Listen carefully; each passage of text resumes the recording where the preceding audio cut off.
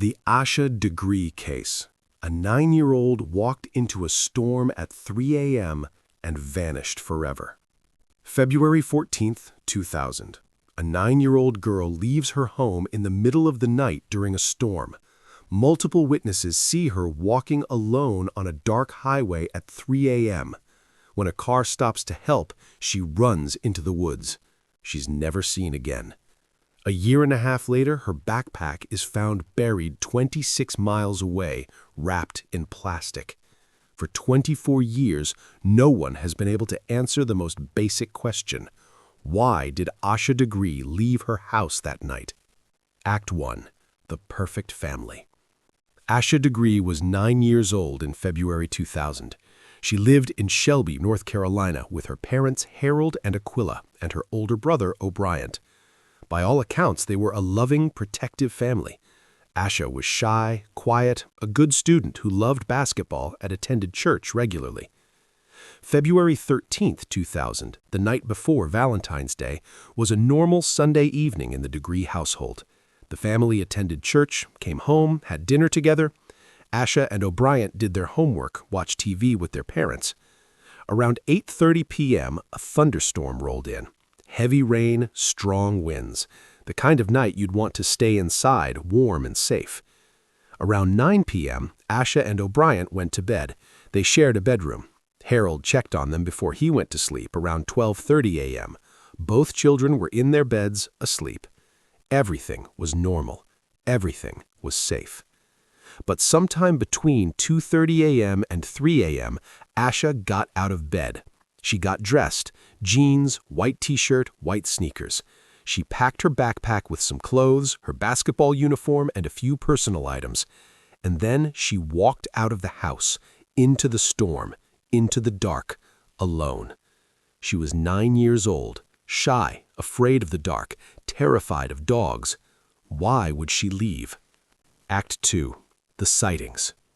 Around 3:45 a.m., a truck driver was traveling south on Highway 18, just north of Shelby. In his headlights, he saw something that made him do a double take. A young black girl walking along the side of the highway in the rain alone, in the middle of the night. When his car stopped to help, she ran into the woods. She was never seen again. A year and a half later, about 15 minutes later, around 4 a.m., another driver saw the same thing, a young girl walking south on Highway 18. He also thought it was strange enough to turn around, but when he did, when his headlights illuminated her, she ran. Not toward his car asking for help, she ran off the road, into the woods, away from him. That was the last confirmed sighting of Asha Degree. The next morning, Monday, February 14, 2000, Harold went to wake up the kids for school. O'Brien was in his bed, but Asha's bed was empty. Her parents searched the house thinking maybe she'd gotten up early, maybe she was hiding somewhere. She wasn't there. They called the police immediately. By that afternoon, when the truck drivers came forward with their sightings, police knew this wasn't a typical runaway case. Asha had left intentionally in the middle of a storm and walked nearly 2 miles from her home before witnesses lost sight of her. Police, volunteers, and search and rescue teams immediately began combing the area. They focused on Highway 18 and the woods where she was last seen running. 3 days after her disappearance, investigators found something. In a shed near Highway 18, about a mile from the last sighting, they found candy wrappers and a pencil that Asha's family confirmed belonged to her. She had been in that shed, possibly hiding, possibly meeting someone. But by the time police found it, she was long gone. August 3, 2001, a year and a half after Asha vanished, a construction crew was working along Highway 18, about 26 miles north of Shelby. They found something buried in the woods, Asha's backpack, wrapped in a plastic garbage bag and buried in the ground. Someone had taken her backpack, driven 26 miles away, wrapped it carefully in plastic, and buried it. This wasn't a lost item, this was deliberately hidden. But who and why? Act 3. The Theories. For 24 years, investigators have tried to answer the impossible question. Why did Asha leave her house that night?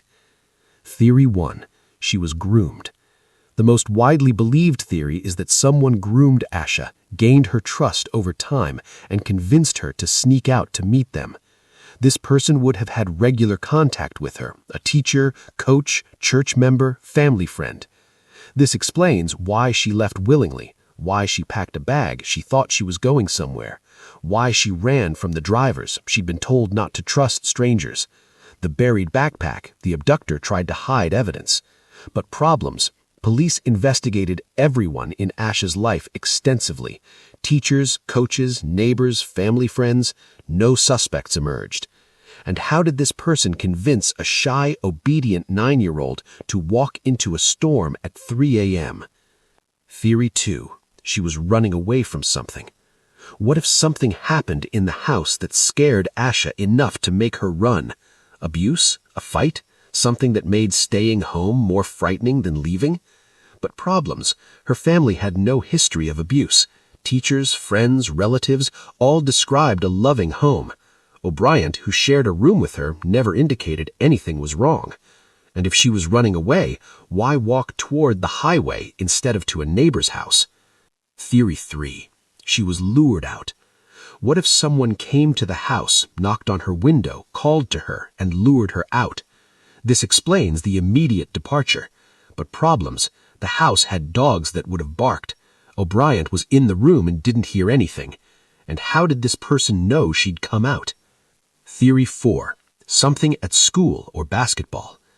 In the days before her disappearance, Asha's basketball team had lost a game. She was reportedly upset about striking out.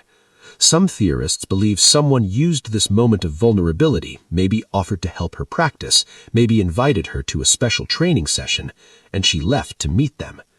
This is supported by the fact that her basketball uniform was in her backpack.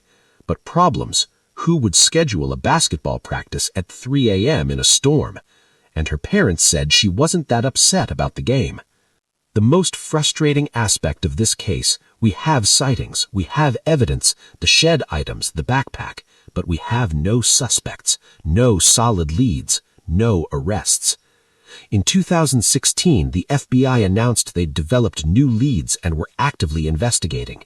They released photos of items found in Asha's backpack, a Dr. Seuss book, and a New Kids on the Block t-shirt that didn't belong to her.